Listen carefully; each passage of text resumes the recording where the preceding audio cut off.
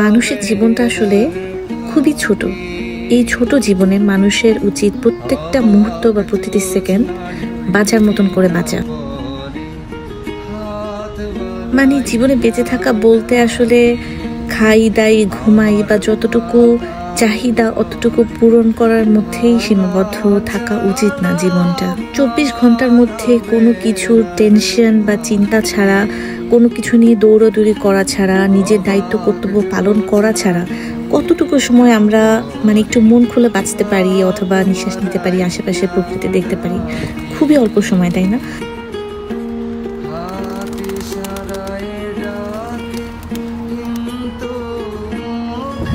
কিন্তু আমরা আসলে ঠিক ততটুকু সময়টাই আসলে বাঁচি।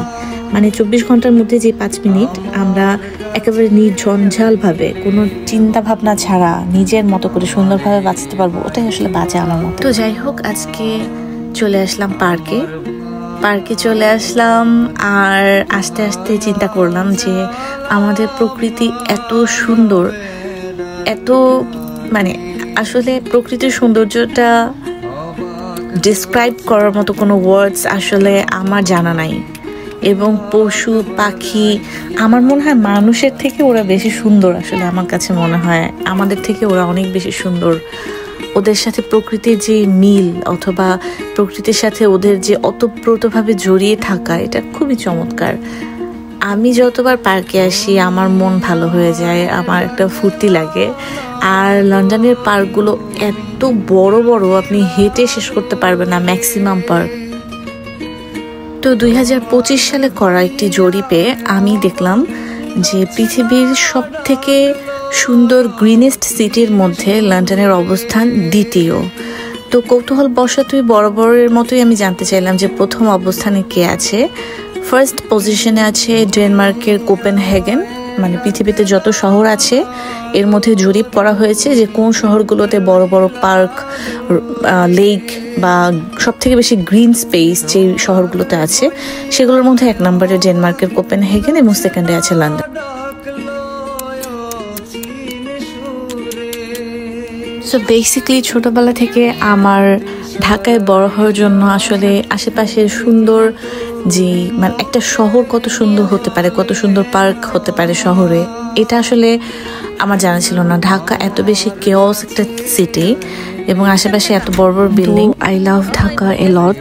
ঢাকার মধ্যে যে একটা সিটি ভাইব আছে, এই ভাইবটা অন্যরকম, আমার কাছে ভীষণ ভালো লাগে। কিন্তু সব শেষে আসলে কাজের শেষে বা দিনের শেষে আপনার একটু পিস বা শান্তি দরকার হয়। আমি মনে করি আমরা পরিবার নিয়ে আম্মু আব্বু সবাইকে নিয়ে যে একটা পার্কে যাব, ঢাকার পার্কগুলো সেরকম এনভায়রনমেন্টেরও হয় না। এরপর আমার দেখা হলো এই কিউট কুচিপুচির সাথে।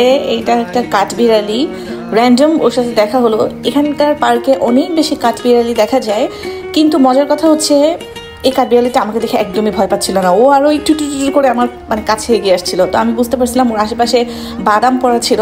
সো আই থট অ্যাবাউট যে আমার আগে যে আসছে ওকে বাদাম খাওয়াইছে বিধায় ওর মনে করতেছে যে আমি ওকে বাদাম খাওয়াবো, এবং আমি যতবার ডাকতেছি বা হাত দেখাচ্ছি ও আমার দিকে টুটু টুটু করে এগিয়ে আসতেছিল। বাট আমার হাতে ওকে দেওয়ার মতন কোনো কিছুই ছিল না। I was totally empty. এরপরে আমার পার্কগুলো আসতে এত মজা লাগে কারণ হচ্ছে এখানে কবুতর, কাঠবিড়ালি, বিভিন্ন রকমের পাখি, ওরা মানুষকে দেখলে ভয় পায় না এবং ওরা একজন একজনকে দেখে ভয় পায় না। যে কবুতরের পাশে কাঠবিড়ালি হেঁটে যাচ্ছে, ওরা আবার আমার মনে হয় খুব বেশি নেচার ফ্রেন্ডলি এবং মানুষকে দেখে যে আমি কাছে যাচ্ছিলাম আমাকে দেখেও ভয় পাচ্ছিল না। আমাকে দেখে যখন যে কেউ কোনো প্রাণী বা একটা পাখি উড়ে যায় অথবা ভয় পায়, এটা আমি নিজে একটু স্যাড ফিল করি।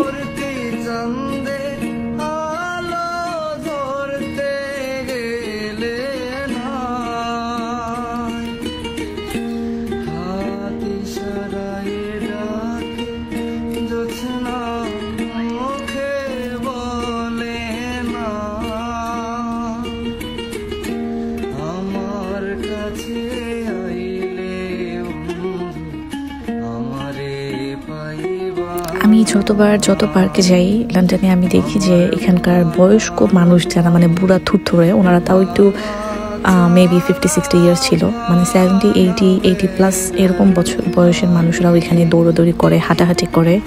আর সব থেকে সুন্দর যে সিনারি আমি দেখি, যারা ওল্ড এজড কাপল যারা এত সুন্দর একজন একজনের হাত ধরে থাকে, এত সুন্দর একজন একজনের সাথে পার্কে হাঁটে, হাসাহাসি করে। আমি এই জিনিসগুলো খুবই পছন্দ করি। আর কারণ আমাদের আসলে কালচারটা এরকম যে আপনি যতই জামাই বউ স্বামী স্ত্রী কাপল হন না কেন, আপনি বাসার বাইরে গেলে মানে হাজব্যান্ড ওয়াইফের হাত ধরতেও লজ্জা পায়। ওরা যেভাবে একজন একজনের প্রতি লাভ ফিলিংস এক্সপ্রেস করে, ইটস খুবই, মানে এটা দেখতেও ভালো লাগছে, বিয়ন্ড বিউটিফুল।